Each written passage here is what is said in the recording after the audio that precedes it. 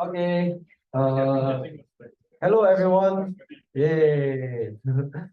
Okay, so welcome to our first tech talk by GDSC MUM Malaysia.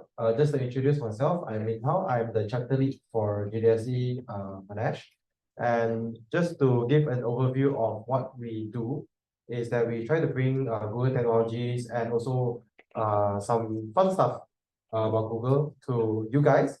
So we actually do have events running every week all the way until week 6. So do stay tuned on our Instagram and also our WhatsApp group if you're not in. If you're not in, you can just approach any one of our committee members. Raise your hand. Yes, 1, 2, 3, 4. The one without glasses.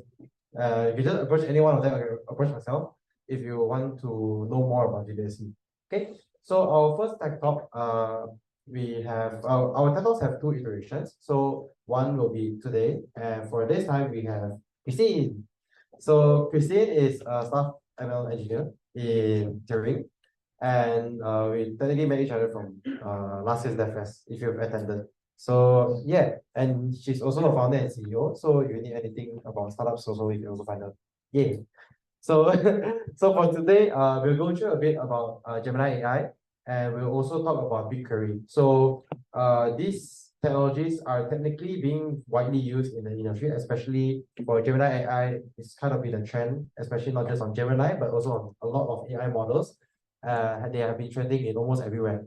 So Christine is going to talk about a little bit more on the technical aspects. So yes, enjoy. So I'll pass the mic right now to Christine, and we'll start off today's tech talk. Yay! So here, Yeah, you should share my screen. I have no idea. just Like this? Yeah. Then allows you. Oh, I have to allow. Okay.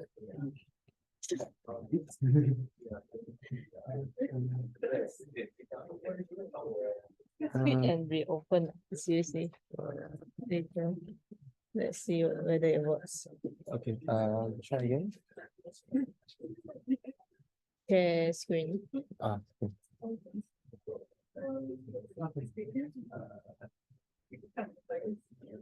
Open. What? Anything?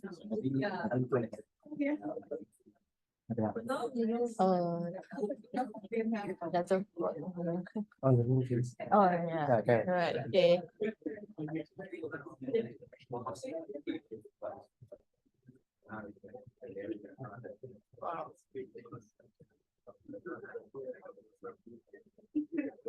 Okay, hi everybody.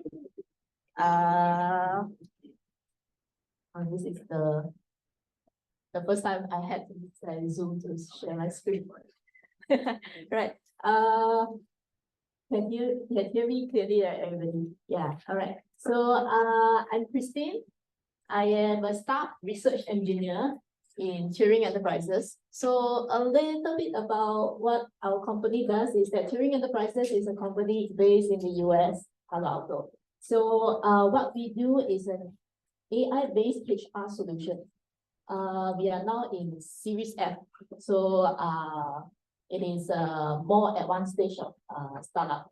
We have started since 2017 until now. So and I'm also founder and CEO as what Min Hao just said. I have a web and digital marketing company. We are hiring, by the way. So yeah, we are just a small team of 20 plus people, right? So what we do is we provide web design, web development, digital marketing, SEO, SMM, e-commerce solution, and also Google Business Profile Management. So we are more expert on Facebook, Instagram, TikTok management, right? I'm also a TensorFlow certified developer. Everyone has heard of what's TensorFlow, right? Yeah. So TensorFlow is okay. I'm not sure if you have heard of this certification yet. Yeah, if you heard of it, then good thing, you can try. It is it's under Google Developer Certification. If you're interested. For students, I think you can get it at a grant under Google. If you are interested in getting a certification, it is 50 USD. For normal people, which I paid for, is 100 USD. Yeah. So it is to test your knowledge in using TensorFlow. Right now in Malaysia, not so many people have that. But then one thing also to note that in the industry, actually people use PyTorch more. Yeah, so PyTorch, TensorFlow is like not so commonly used now because Google is planning to replace the ML framework with JAX. JAX, not sure if you've heard of it. So they are slowly discontinuing the support. But then the certification is not like super hard. It is actually very fundamental, so to say. So there is like 4 questions you need to answer, like you need to get 4 questions, 20 marks. You need to get 18 to pass. 18 marks to pass. Yeah, so they will test you very fundamental stuff actually, like classify these, the basic concepts basically. So if you're interested, you can check it out. Let's go back to the slides. There's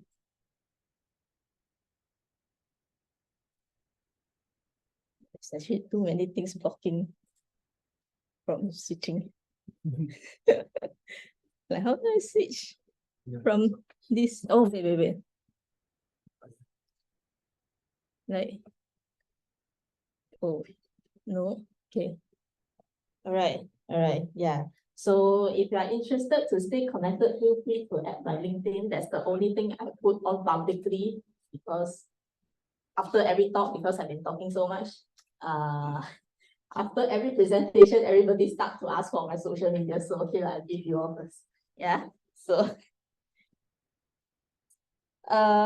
because today's session is slightly longer than what I expected. So we will start with the fundamental first. We'll start with language model. What is language model? And large language model. How large is large?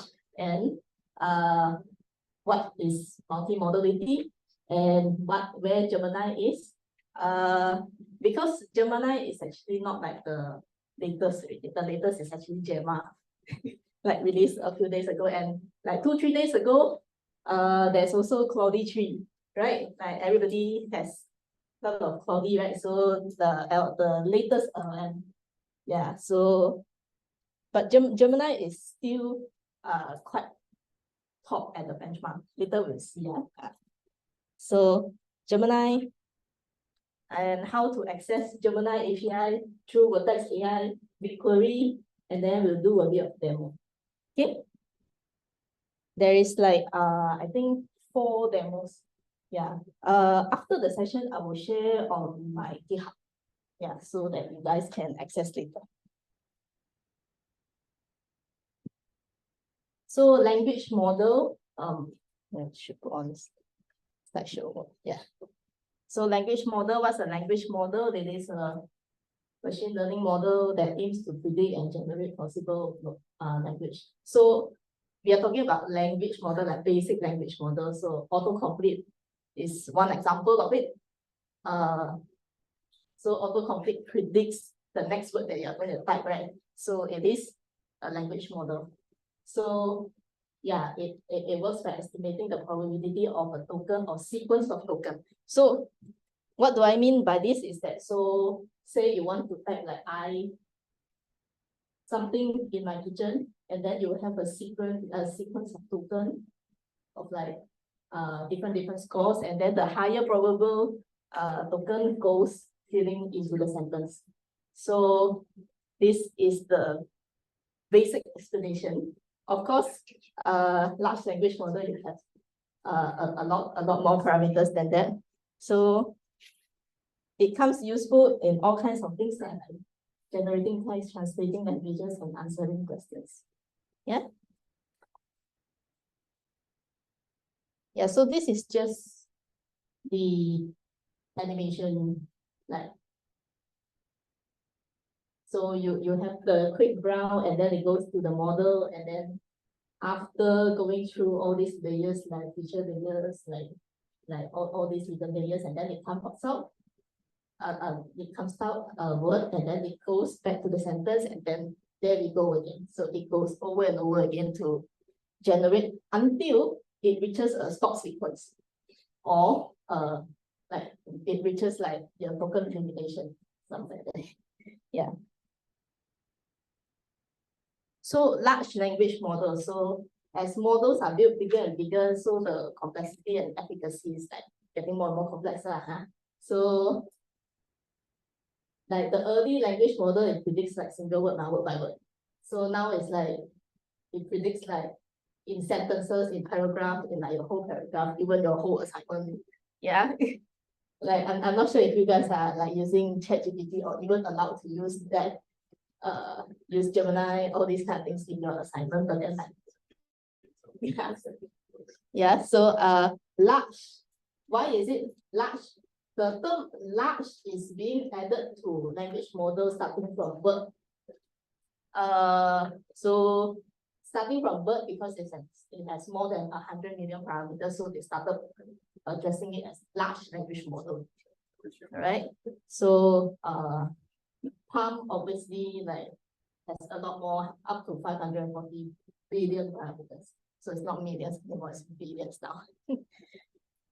Then the timeline of and it doesn't start from ChatGPT, yeah. So it starts from GPT-3 first, way back in 2011. 2011 starts from there. And then you see like all these companies trying to compete each other. Like every few months now, every month now, somebody releases a model says that it's better than the other. All right. So GPT-3, GPT-New, and then Microsoft Cohere, like Gopher, Claude, Meta, all it goes here. So if you are in the field for long enough, you will have played with most of these. Yeah. So Mistral is a more important one because it's available on Hugging Face. Actually, all these are actually available on Hugging Face if you want to experiment. Yeah. So Gemini is here. Last year, December, then we have Gemini here. But February means last month we have Gemma. Yeah, so it's playing a bit of a catch up there. But then no worries, Gemma is like not so available yet. Yeah.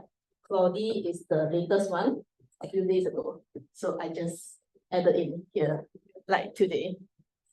Right? So so the benchmark is very exciting because I love reading research papers. So so Claude 3 has 3 versions. Like we're looking at the latest one. Later we'll look at the Gemma's benchmark. Okay, Claude 3 has offered sonnet and haiku version.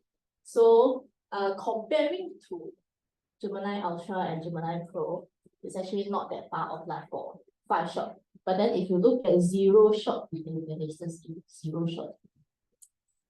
I think it's for Gemini it's missing. Okay. Yeah, this is a bit like it's a bit too small to read. Okay. If you want, you can go online and look for the research papers available publicly. So this is the latest one, the latest one that we have, and to say that they are better than everybody. So yeah, why is there 2? Is this one is for text. This one they are testing for text generation. This one is for vision generation.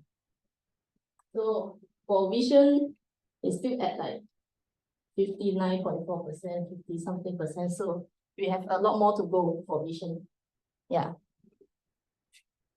So our main topic is Gemini for today. So Gemini is a family of multi-model large language model developed by Google DeepMind. So you have 3, Ultra, Pro, and Nano. So the difference is that Nano is for mobile. Pro is the version that we are going to use today in the demo. Usually you will use demo. Okay. Ultra is for enterprise solution, like for very, very industrial or maybe research field, like biomedical field, like chemical field. Yeah. So usually you wouldn't have access to Ultra unless you are corporate. Yeah. It is positioned as a contender to OpenAI's GPT-4. Yeah. So Gemini's benchmark. Okay, Gemini's benchmark is comparing to GPT-4, GPT-5, PaLM 2, Claude 2. It's not compared to Gemma because they are both in release too close to each other. Okay. So for MMLU, multiple choice questions, benchmark it is at 90.4% for Ultra. But then we won't have access to Ultra, so we will be looking at Gemini Pro. So 79%. That's for 5 shot, yeah, that's for 5 shot testing. GPT-4, and if you look at it like GPT-4, PaLM is actually not that far off. GPT-4 is actually doing a lot better than Gemini Pro. But because like they're competing head to head with Gemini Ultra. Yeah, so GPT-4 we have access to it, right? But then like Gemini Ultra we don't have access to it, so I can't really validate the benchmark. Yeah. But then if you are testing both GPT-4 and Gemini Pro, right, you realize that GPT-4 still output better results. Yeah. So model lineup, yeah. So as I said just now, Nano is for mobile. Pro, we have 2 versions now. So 1.0 since December last year. And then February means last month we have version 1.5. The performance is very comparable to Ultra. Yeah. So we will be using Pro for most cases. These are the key differences. Ultra, 1.0 Pro, 1.5 Pro. Yeah, like when do you use it? This Ultra is enterprise focused, it needs that premium subscription. Alright, like it says like extremely high, and then this is like high, so like lebih kurang lah. Yeah. Alright. So how do you access Vertex? How do you access Gemini? It's through Vertex AI. So we'll talk a little bit about Vertex AI first, then we'll talk a bit about how to access Gemini API. So Vertex AI is a unified AI platform. Where is it to unify? Why do you need a unified platform? It's because as in a machine learning pipeline, these are all the things that you do. And before you have a unified AI platform, right, you will have like some companies will have like 20, 30 tools just to accomplish all these things. Yeah. So and also it will be a headache because like if you are not a very big company, big enough to manage microservices, then it will be a bit of a hassle to like do versioning here, evaluate with another tool, that kind. But there are still companies who do that. Yeah. Not all the companies will do serverless. Okay. So the steps is like create the data set, you train a model, you version, and then you rebuild with new data if there is. So this is under MLOps. And then so if you look at like MLOps engineer, this is what they do. And then you evaluate the model, compare the model with the previous one, and then you deploy and use it for online batch predictions. So this is what a machine learning engineer does every day, which is what I do. Yeah. Of course, like bigger companies, right, they have like the ops team, the model team, and then like the data team. Yeah. But if you're in a smaller company, right, you realize that the ML engineer has to do everything. Yeah. So it's quite tedious. Yeah. So Vertex AI platform, yeah. So just now we say like data ingestion, data analysis, transform, training, MLOps, evaluating and deploying. So this is how Vertex AI unified everything. So yeah, a data set can be structured, unstructured, yeah, containerization. So it helps with generalization, reproducibility, and auditability. And then the model is here.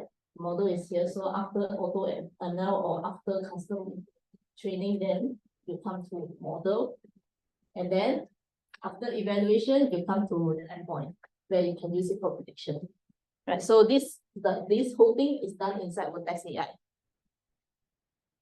So this one is a little bit it is our company Turing. Because Turing is a company that uses Vertex AI. So I thought it would be like an interesting thing to share, like how Turing is using Vertex AI, right? So Turing is matching developers with clients, right? So we have talent matching system this way. So these are all like Elasticsearch. So the Vertex AI pipeline is at the bottom here. So it will ingest the data from the data warehouse, goes into the pipeline feature injection, and then like goes into here. So what this does is that we actually not only test the developers, we also rank the developers through this system. So the higher the developers rank, the better job they get through our talent cloud. Yeah, so this is through our system. So this is how we rank or filter the developers for them to join our talent cloud and get our job. Right. So Gemini Pro Vision OCR. Okay, this Gemini Pro Vision is very good for OCR. So this what happens here is that you input one image here, and then it says that you ask it like, it's Monday, where can I park? So by analyzing this image, it tells you that you can park after 7:30. When can I park? Yeah, like you didn't tell it, like you didn't tell it, right? So you just like put that image there, right? Multi-modality. Yeah, what does it mean by multi-modality? Is that it's actually very simple. It's like we have multiple modalities of data, right? Image, text, video, sound, etc. Multi-modality means that you can put everything, like a combination of modalities of data. So for this example, so what you input is all these. These are the whole input. So consider the following image that contains fruit. How much should I pay? And then you give it the price list. And then it is supposed to output you the price of 1, 2, 3, like, all this fruit in the picture. Yeah, but if you want better results from your prompt, you need to input more. So here is a bit hard to see, but these are like the steps that you are telling it to do. So you are telling it like the step 1 is identify what kind of fruit, count the quantity of each fruit, and then check the price from the price list, calculate the subtotal, and then calculate the total price. And then you tell it to answer. Yeah. So this is like if you want it to output like better results, then you explicitly tell it what to do. Yeah, it's supposed to understand. Yeah. So what are the use case of Gemini Pro Vision is detect objects, understand screen, understand drawing, understand charts and diagram, recommendation, comparing image for similarities, anomalies, generate video description, and then extracting highlights. So this here is more on video, and then like the rest of it is more on vision for image. Yeah. So Gemini Pro Vision, how to access it? 2 ways. AI Studio, Python SDK, which I'll show you. Okay. So what is AI Studio? It is a browser-based IDE. So it lets you quickly try out the models and experiment with different prompts. All right, so let's do a very quick demo. So where do you access Google AI Studio is through here, aistudio.google.com. It's actually really dark. Yeah, It's okay. yeah, okay, never mind. I think I have to maybe zoom a little nearer. Can I do that? Like, yeah. Yeah, I think can. This is clearer. So, wow. Yeah. Okay. So this I have run it beforehand because like the Wi-Fi is not very good. So like what I input is I ask it to describe these two images in detail, explain what is happening, and also mention the book and the author. And then I input these two images. And then this is the return result from Gemini 1.0 vision. So model here, you choose the vision model. So there is a few models, right? 1.0 Pro, and then this is another model. If you want to analyze images, you have to choose the vision model. All right.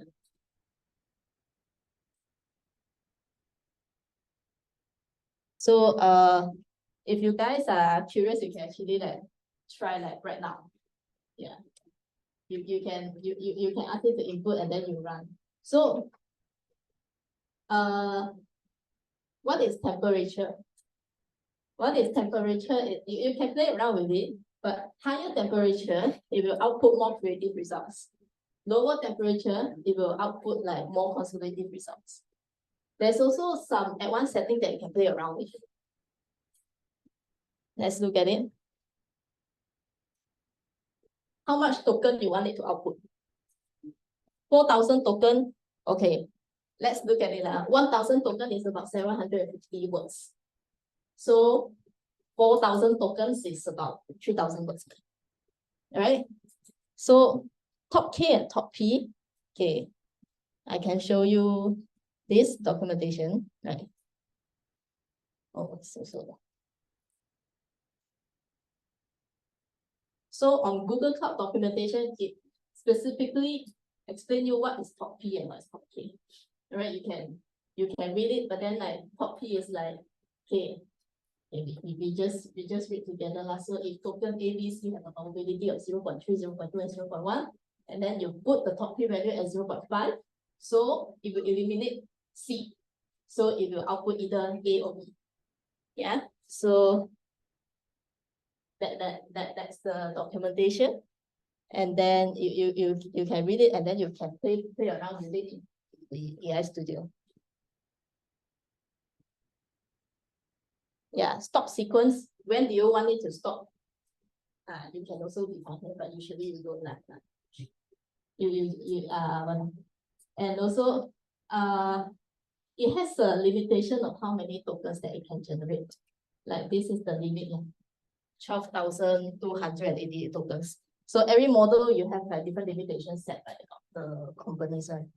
All right. So this is through Google AI Studio, how to access Gemini AI. So if I want to access through Python SDK, how? So here I will demo on Colab. Oh, yeah. Can see, like, can everybody see? Do I need to switch to light mode? Yeah, right.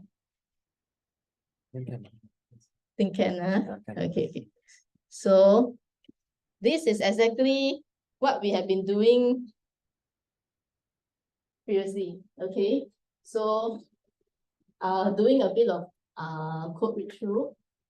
I asked it to install the SDK. Okay, I better stand here. Right, and then import all the dependencies, including below, including text wrap, like markdown. Okay, and then here is it requires an API key. So where do you get the API key? Go back to your AI Studio, there is get API key here. Right? From get API key, oops. Okay, you can create the API key. But one thing is that you need a Google Cloud Platform account that has billing enabled. So go back to your Google Cloud Platform. Yeah, if you don't have a project yet, don't have an account yet, go back to your Google Cloud Platform, create an account. Let's go to my cloud.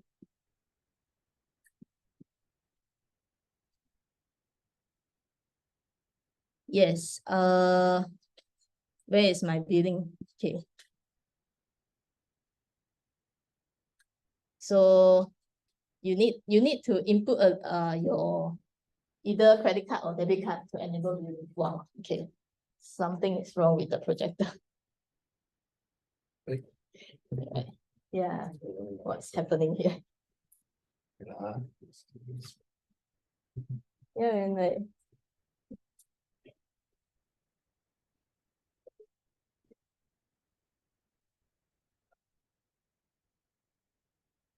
like technical issues.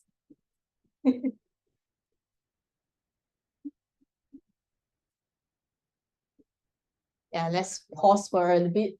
Something is wrong. Yeah. Don't know why, maybe. I have no idea. I don't know why. Like, Yeah. what's going on?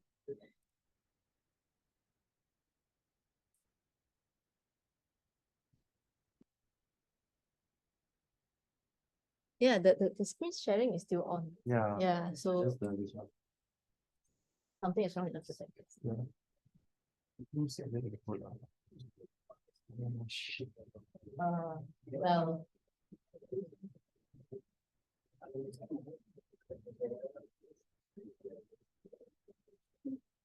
Well, while we wait for technical issues to be resolved, I wanted to ask if you guys have any questions for me so far. Not necessarily related to Gemini AI, related to my job, anything. Then I can use the time to do a bit of Q&A. Yeah. I have to ask, actually, what does it mean, like zero shot, five shot, related to the testing? Okay, zero shot testing. Okay, it means that LLM, you have a training process and a testing process, right? So zero shot means that you are supposed to test the context where it is not available in the training. So after you train with one set of data, and then when they test, they use another data that is totally different from the training data. So that's called zero shot. But if it's 5 shot, it means that the data that you test has already been tested before. Then like it is ingested in the LLM. Yeah. So usually zero shot testing results will be lower than 5 shot, 3 shot.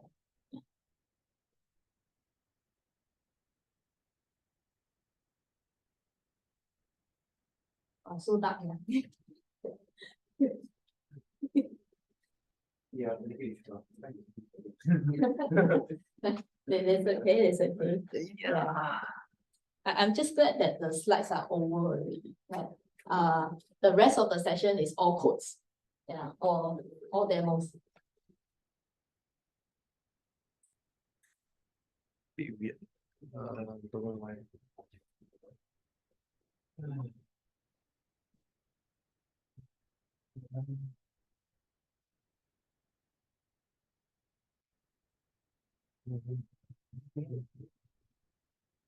Breakfast Saturday.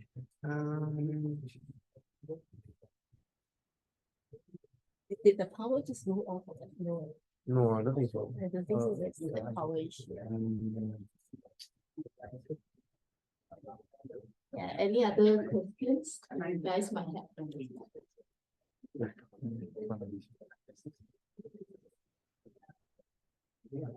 Yeah.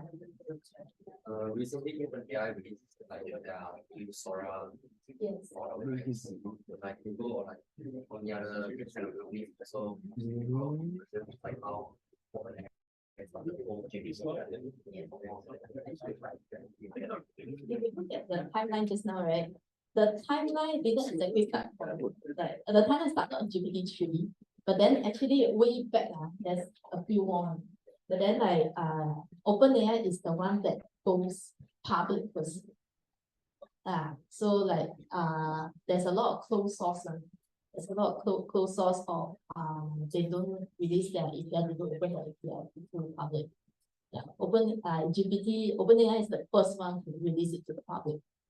Yeah, but the Google DeepMind team actually released BERT way before that, like 2014, 2015.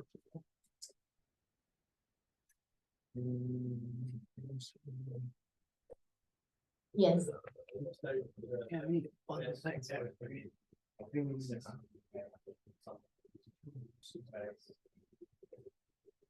Depends on how much resource you have.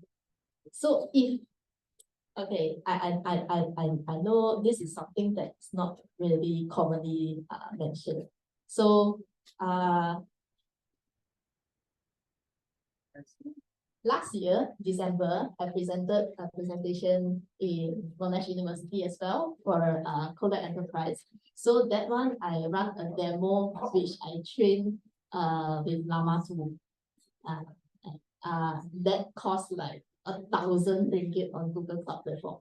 So that's it depends on like how much resource you have. Say, for example, you want to train LLM on your local machine. Then I would suggest to start from the Mistral 7B. Like if you have a GPU that is like 30 series, 40 series, right? RTX. So it depends on how much VRAM you have. 12 gig of VRAM, right? From my experience, you can put in about 6 billion parameters. 6 billion parameters. If you want to run 7 billion parameters in a 12 gig VRAM GPU, right? It's actually you need to like what's the word again? You need to like sequence it. No, you need to quantize to like a lower bit, and then feed it in batch to the GPU. Yeah, so it depends on what kind of resource you're doing. Yeah. So for if you are very interested to have your own GPU to train LLM, right? The first choice is of course like the very expensive 4090, about 10,000. But then of course not everybody can afford it, right? The second best choice is to get a second-hand 380 that has about 24 gig VRAM. And then you are looking into maybe the lower and lower. But if you want to run LLM on the local GPU, right, you need at least 12 gig RAM, 12 gig VRAM. Please do not buy a 8 gig VRAM, that will not go in. Yeah, 12 gig VRAM as a minimum, or 16 gig or 24 gig.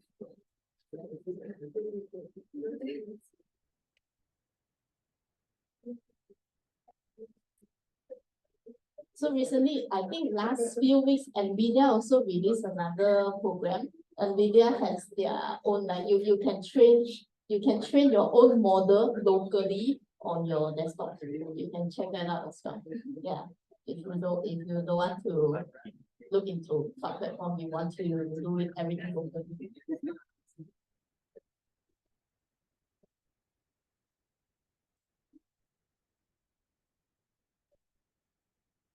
It's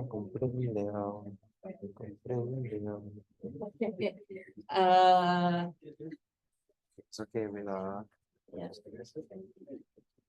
Oh, it's 45 minutes now. Still have a bit of time. yeah. What is the session? Speaking like 8:15. Thank you. But don't worry, like, if this doesn't get fixed, right, I will just send you guys my GitHub, and then you guys run everything from Colab. Yeah, because everything is on Colab. Yeah, I've uploaded everything. Okay. One of the demo is image processing. One of it is image classification. So both of it is what we do is that we ask Gemini to generate a code to do image processing, image classification. Yeah, that's look back at the code. Okay. So let's start back from the first line again. I'm not going to connect and run the code again, yeah, because the output will be gone later. So I don't want to do it at a very unstable connection.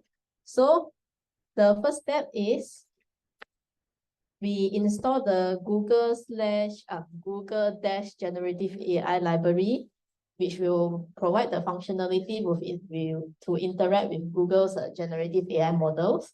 So here is to import the necessary necessary packages, necessary dependency to handle images. Here is to get your API key. Oh yeah, after you copy the API key from Google AI Studio, input it right here.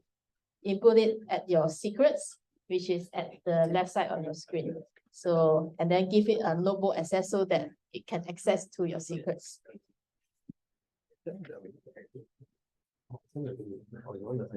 Okay, so this few lines is a script that lists and print the the name of the available generative AI models.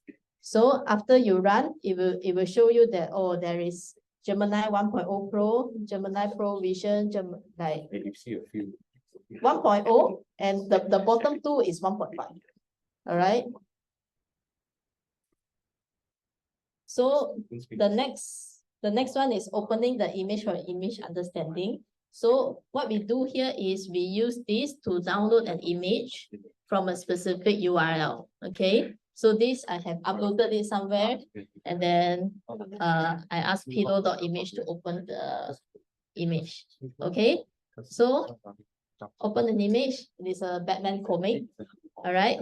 So next, what this does is to initialize the generative model named Gemini Pro Vision. Okay, so it's presumably for image understanding, for content generation. Okay, so to markdown, yes, to convert the output into a markdown format for readability. So it will generate content based on the previous loaded image. Yeah. And then the next one, you ask it, you put your prompt in this. Yeah, write an explanation based on the image given the name and author and the book that it's come from. So this is the output. Response.resolve, and then convert it to markdown for readability. All right. So this is the demo. The next one is the next demo, which we will come back to it. Okay. So this one is another demo of the for image processing. So again, the same thing. The top is actually more or less the same. It is to install Google's generative AI, import the dependencies, import the API key, print out the models available, and then this list is a bit more detailed. It specifies the version, the input token limit, output token limit, and then the parameters available. Yeah, and then temperature, top P, top K. Yeah, all of it. Okay, so we can skip this part.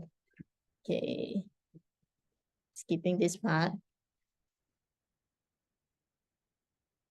So here we ask it to write a code for different image processing technique in Python programming language.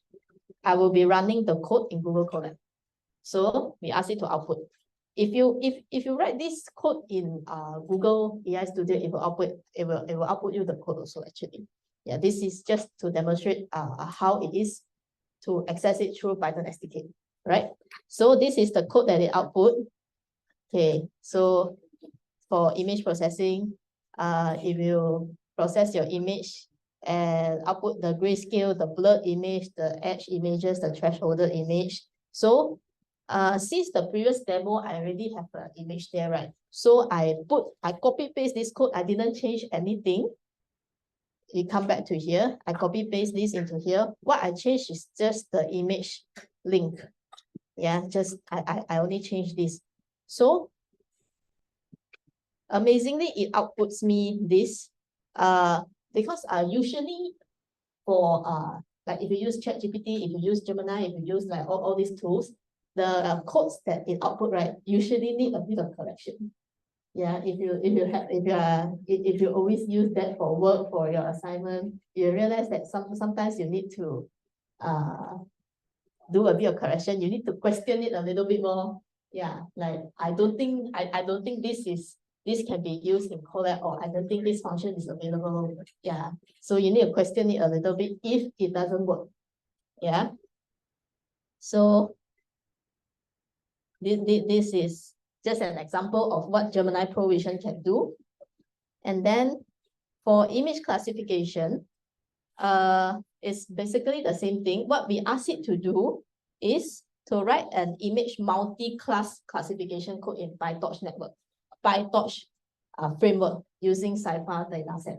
So Cypher dataset is one of the most commonly used image dataset.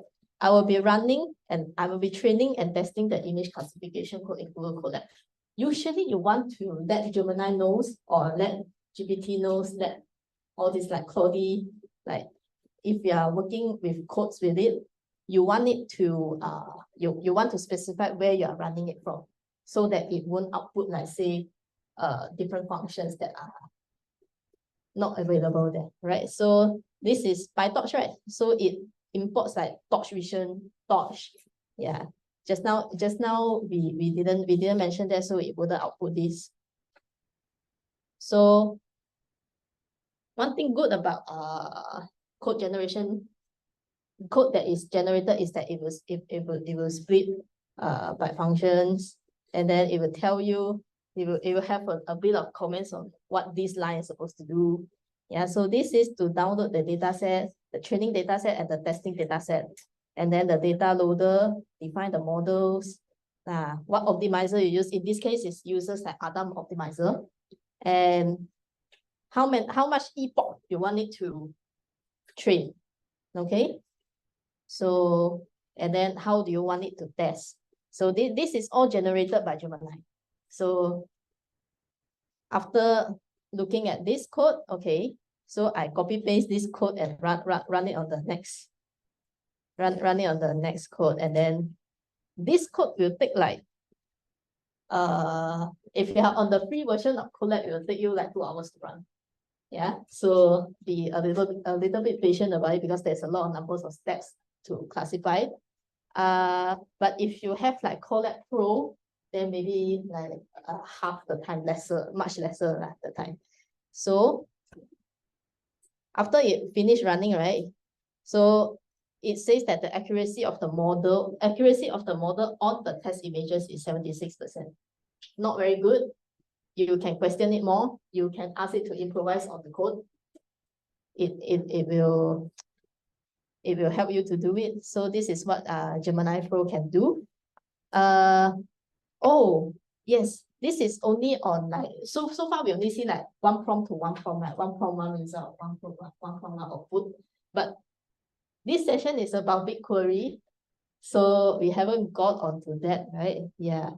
And why do we need BigQuery? Why do we need remote functions? Is that when you have a batch of image, a batch of data to analyze. So what do we do here is you cannot possibly use this to analyze like hundreds or thousands of images at a time. So what we do is that we host the images into BigQuery and BigQuery Studio, and then we ask it to analyze all at once.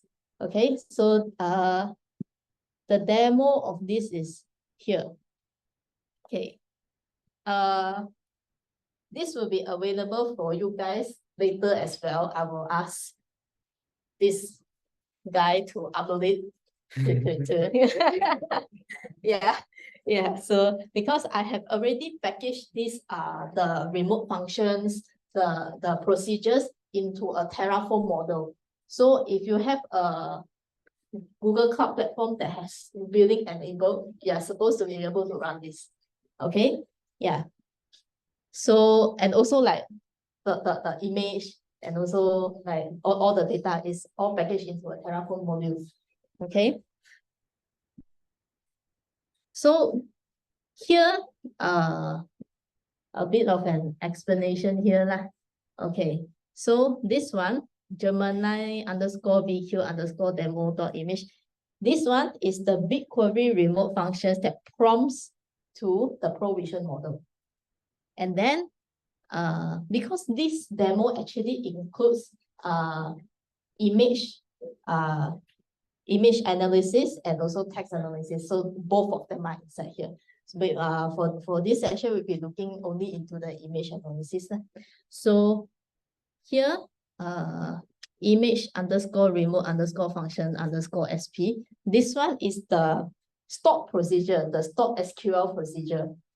Okay, to analyze the BigQuery object table. So all the images you put into a cloud bucket, it will be inside a BigQuery object table.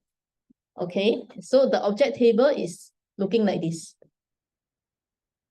So big lake, yeah, let's open this. Yeah, let's open my cloud storage bucket and let's show you the bucket, all the images inside the procedure. Yeah, so as you can see, there are 11 images here. Okay, we can open it. Let's show you what this is. So all these are different images. Okay, yeah, all these are different landscapes. Okay, so we ask Gemini provision to output it all at once. Okay, let's invoke this. And let's invoke the stock procedure here.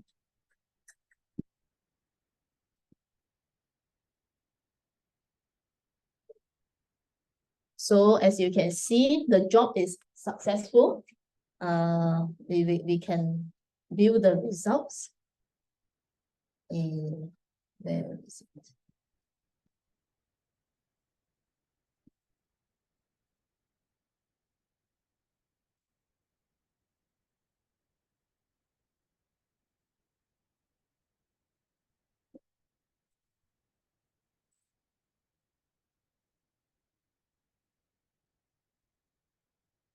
Which one am I running again?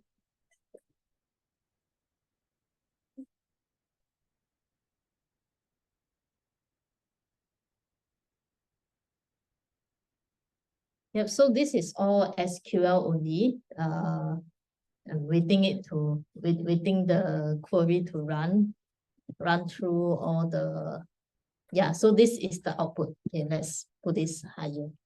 Okay. So you can see that every row is different images and it outputs you the results, the image description, what it thinks it is at a batch. Okay, so the first one, it shows the port of Barcelona, Spain. Is it Barcelona, Spain? Is this Barcelona, Spain? I think it is. I haven't been there. I'm not very sure. But let's look at the results. There are 4 cruise ships docked at the port. Are there 4 cruise ships docked at the port? 1, 2, 3, 4. Yeah, we see 4 of it there.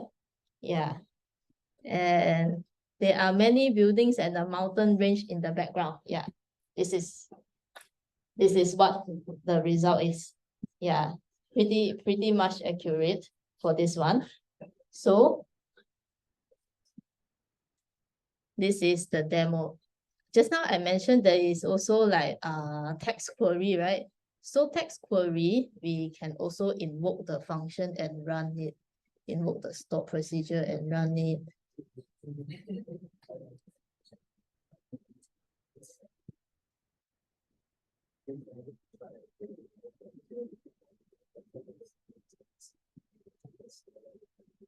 Or before that, maybe I show you the text. I show you the text for the demo. Oh wait, it's not here. Okay, it's at the results.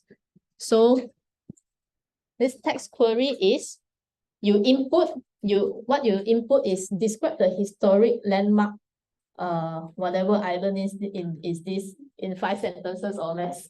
Okay, I don't know what island is this, but it is outputting me like, oh, the results of it. This island is located in San Fran Bay. Okay, and originally a military fort. So this is also through Gemini Pro Vision. Yeah, Gemini Pro. Text to text, yeah, text to text is Gemini Pro. So describe the historic landmark Grand Canyon in 5 sentences or less. So it will describe like, it is a vast and deep gorge carved by the Colorado River over millions of years. Yeah, so this is it. Yeah. So this demo will be available to you guys. I will send it to all of you later. So yeah, this is, let's go back here to see if I miss anything. Yeah, so just now what we have done is analyze images in a large batch, use data from BigQuery, and then the steps is to add your images to a BigQuery object table, create a BigQuery remote functions that calls the model, and then use the remote function with a SQL statement to analyze the image. So these 3 steps, all these things are packaged into a Terraform model so that you can run it on your GCP.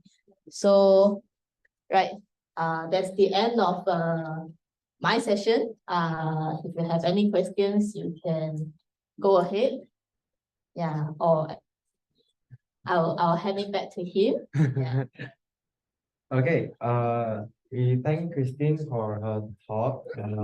Once again, we apologize for the technical issue. So right now we will spare like 5 minutes just to do Q&A. If you would like to just ask a question directly, you can just raise your hand, we'll pass the microphone to you. Or if you are shy, you want to type in the chat, our chat is open and we will go through the questions as well. Really? Waiting. Yeah. So does anyone? Yes. Hello, Christine. I'm curious about like how did you start your career in like AI development and like what part how did you get into this field? That's my question. Okay. This is quite Long story. quite a long story in the beginning. Okay. Has to start from my childhood. Yeah. Because my parents put me to computing. Okay. To start off, at 4 years old, I was diagnosed with autism. So this girl, me talking to you guys, all in front of here, has autism level 1. So back then, I have no language until the age of 5. So I don't speak. Also, you can call me a very socially awkward girl growing up. Yeah.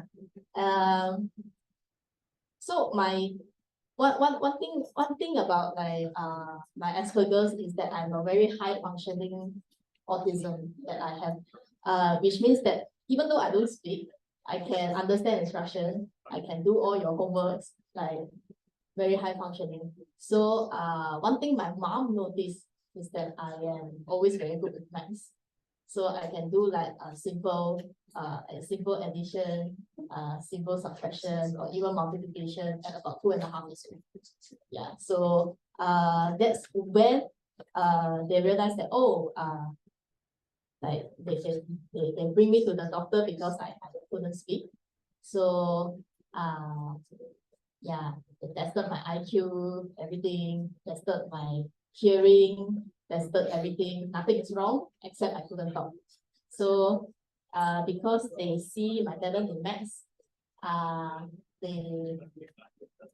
one of my uncles who is an architect, he has a hobby of coding on his Apple II.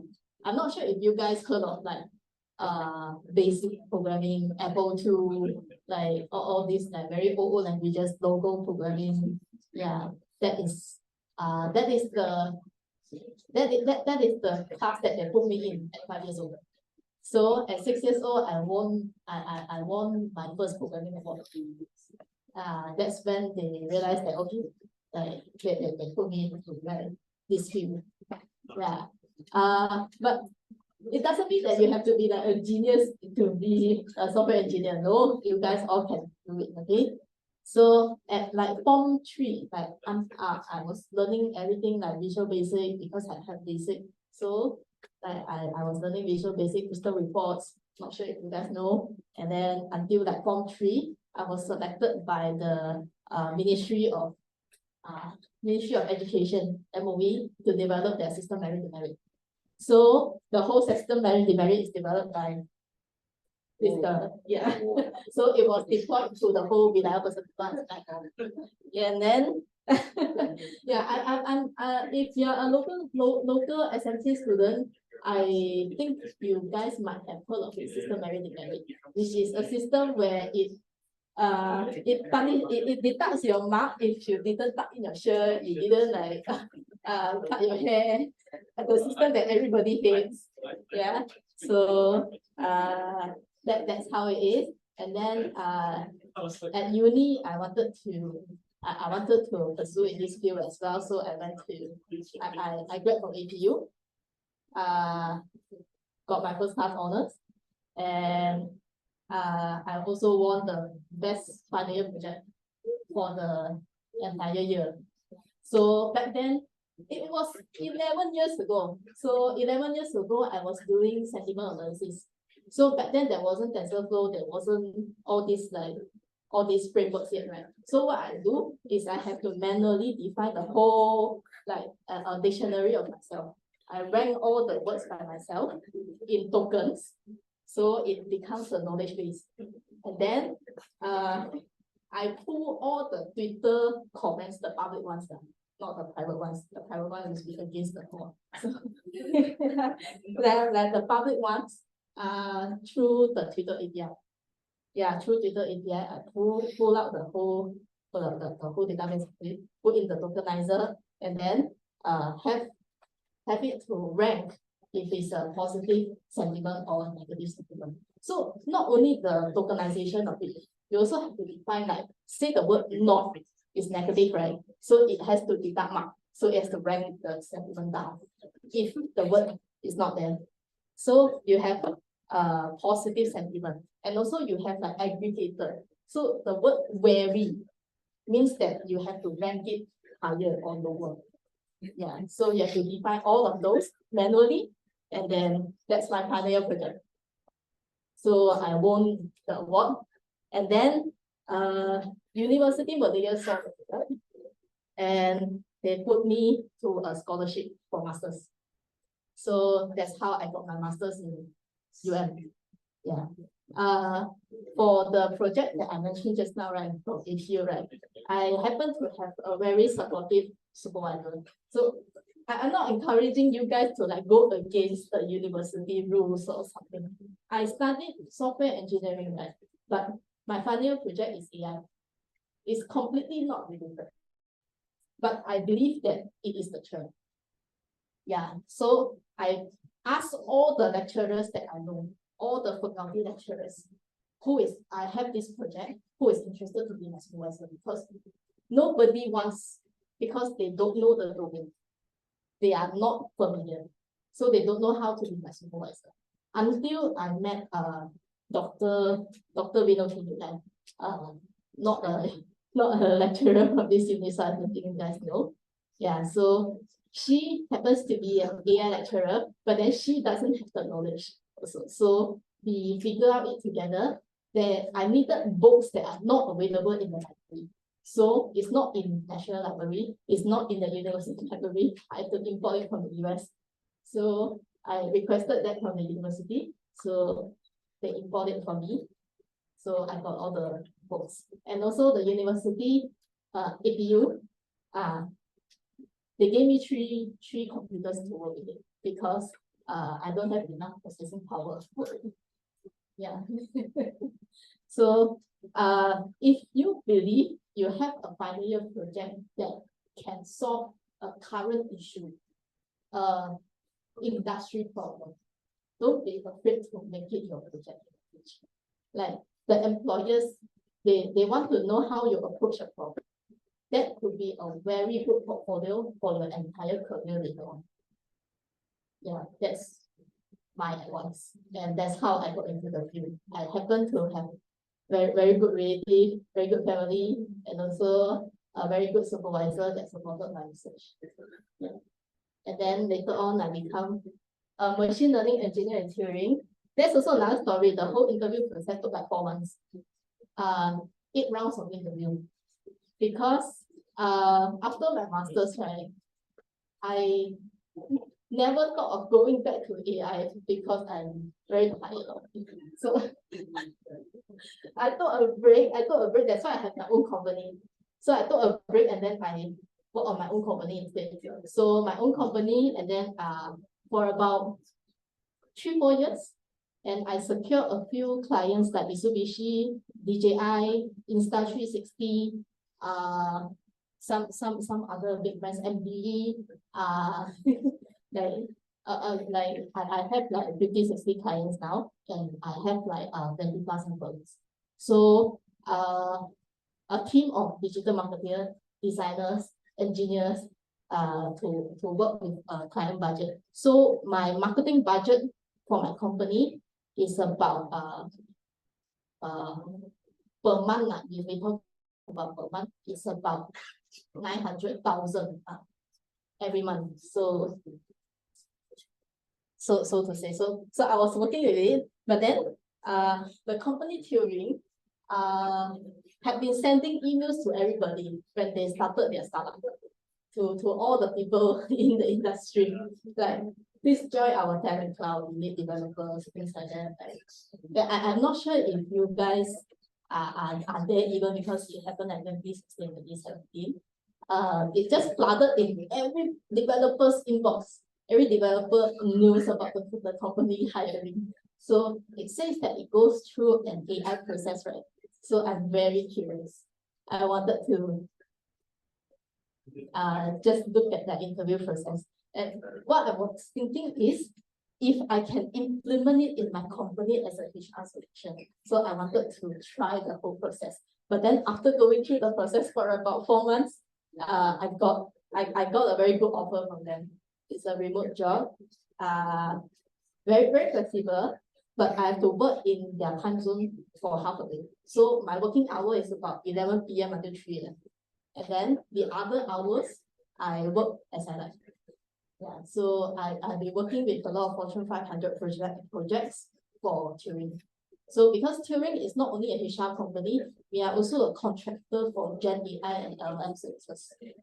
So companies like Deloitte, like Pfizer, like they might have certain steps that they need our help to process that data, so that they can proceed to their research. So that's the Turing is a company that they outsource the project. So I happen to be in charge in this project. Yeah. So that's the whole process until now. Yeah. I hope I answered your question. Yeah. Okay, we have an online question now, so I'll just jump into that since there's only one Yeah. question. So it's more on Gemini on video summarization. So how efficient is Gemini to transcribe videos? Are there better tools compared to Gemini right now for video summarization? I think yes. Gemini for video summarization, right? Because Gemini is an LLM, like a general purpose LLM, right? So video summarization is kind of like a niche. So like Gemini is good at it, but then there are tools that can do better than it. But not at my knowledge. Yeah, not at my knowledge, but I know there are tools that does better than it, especially if the video involve multiple languages.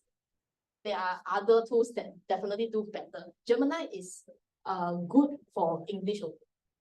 Yeah. Okay. All right. Thank you.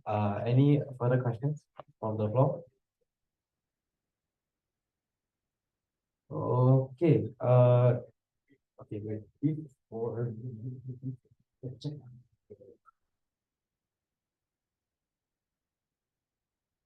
okay, so our Q&A session is wrapped up then. Before we conclude, we have a token of appreciation. Yeah. You want to take photos with them or? Yeah. Okay, let me summon my partner. 愿意。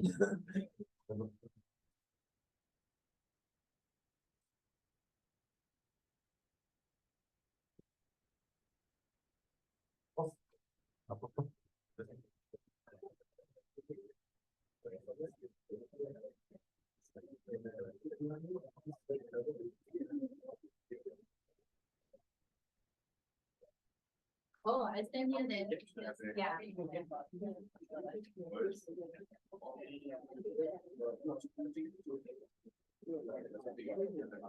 Okay.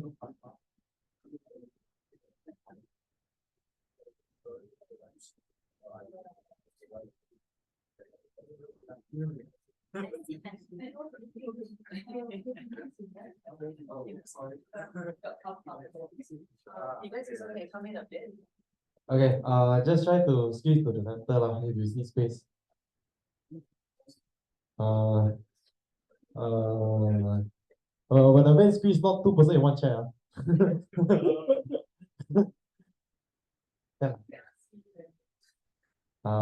Can go to the front and just squat, or you can just stand behind also can.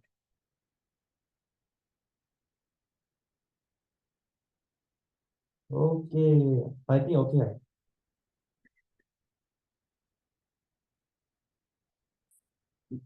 Okay, the lighting okay. Okay, all right. Okay. Can I take a video and just say GDSC? Wow. Oh, your KPI also. Oh yeah, if you want to do gang sign also can. Maybe just two stickers. Okay. G logo. Can you do this? 3, 2, 1.